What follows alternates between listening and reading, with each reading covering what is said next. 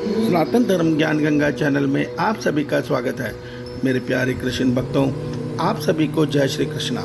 श्री भगवान आप सभी का जीवन आनंदमय, मंगलमय, भक्तिमय तथा धर्म पथ पर अग्रसर करें, ऐसी मेरी श्री भगवान जी से प्रार्थना है।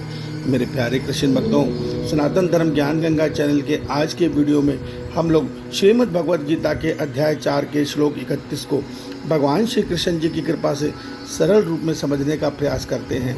जय श्री कृष्णा। मेरे प्यारे कृष्ण भक्तों, श्रीमद् भगवद गीता के अध्याय 4 में भगवान श्री कृष्ण जी पर संपूर्ण मानव जाति को कर्मयोगी बनने की प्रेरणा दे रहे हैं। भगवान कह रहे हैं कि मनुष्य को अपने हर कर्म यज्ञ की भांति करने चाहिए, इसी में मनुष्य की जीवात्मा का कल्याण है।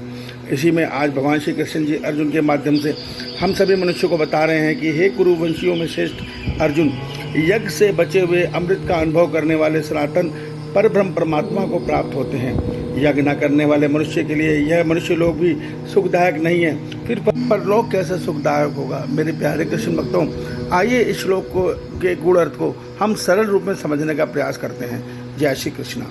मेरे प्यारे कृष्ण भक्तों, आज के श्लोक में भगवान श्री कृष्ण जी हम सब मनुष्यों को बता रहे हैं कि यज्ञ से बचे हुए अमृत का अनुभव करने वाले मनुष्य पर ब्रह्म परमात्मा को प्राप्त होते हैं। इसका अर्थ यह होता है कि देखिए, यज्ञ कहते हैं निष्काम कर्तव्य कर्म को, निष्काम कर्म योग को। तो भगवान कहते हैं कि जब मनुष्य फल इच्छा को त्याग कर, निज स्वार्थ को त्याग कर परमात्मा की सेवा रूप में, संसार हित में, जनहित में, सेवा भाव में कर्म करता है, तो ऐसे मनुष्य को प्रारब्ध से जो भी फल प्राप्त होता है उससे वो दीन दुखियों की मदद करता है। अंत में जो उसके लिए बचता है वो ईश्वर का उसको प्रसाद मानता है, और वो प्रसाद को भगवान अमृत बता रहे हैं। कहते हैं ऐसे अमृत से अपना जीवन यापन करने वाला मनुष्य पर ब्रह्म परमात्मा को प्राप्त हो जाता है। देखिए, हमें शरीर सुख को भोगने के लिए ये संसार नहीं मिले, ये जीवन नहीं मिला है। हमें ये जीवन मिला है, हम इस शरीर से परमात्मा के संसार की सेवा करें और अपने मन को अपने ईश्वर में जोड़ लें। इसके अगले ही श्लोक में भगवान श्री कृष्ण जी हम सब कलयुग के मनुष्य को चेतावनी भी दे रहे हैं। भगवान कहते हैं, जो यज्ञ कर्म नहीं करता, जो अर्थात यज्ञ से बचे हुए अमृत को कभी नहीं चखता, ऐसा मनुष्य इस मनुष्य लोक में और परलोक में दोनों में दुखी रहता है। यहाँ भगवान जी के कहने का अर्थ यह है कि जब हम कर्म फल इच्छा से करते हैं, हम संसार सुख के लिए नहीं, हम निज शरीर सुख के लिए और निज परिवार सुख के लिए कर्म करते हैं, तो हम वास्तव में परमात्मा के प्रकृति के नियमों का उल्लंघन करते हैं। ये धर्म का मार्ग नहीं है, ये अधर्म का मार्ग है। निज स्वार्थ में कर्म करना, निज स्वार्थ के लिए भक्ति करना, भगवान ने इसको अधर्म बोला है। ऐसे कर्म करने वाले मनुष्य के लिए भगवान कहते हैं ये मृत्यु लोक और जो मृत्यु के बाद परलोक है, दोनों ही सुखदायी नहीं होते।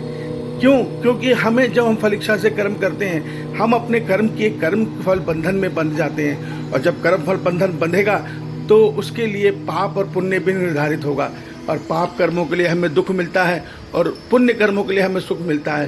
अर्थात फिर हमारा एक नया जन्म तय हो जाता है, और उस जन्म में हम सुख और दुख को भोगते हुए अपना जीवन समाप्त कर देते हैं। मगर अज्ञानवश हम यह नहीं जानते कि जब हम पिछले कर्मों को आज के जन्म में भोग रहे हैं और फल इच्छा से नए कर्म कर रहे हैं, उससे हमारा आने वाला जन्म बन रहा है। क्योंकि हम जब फल इच्छा से नए कर्म कर रहे हैं, उससे हमारे आने वाले जन्म के लिए नया कर्म फल बंधन बन रहा है। नतीजा, आत्मा का परमात्मा से मिलन नहीं हो पा रहा, और हम जीवात्माओं का जन्म मरण चक्र नित्य चलता जा रहा है। ईश्वर आप सभी का भला करे। जय श्री कृष्ण।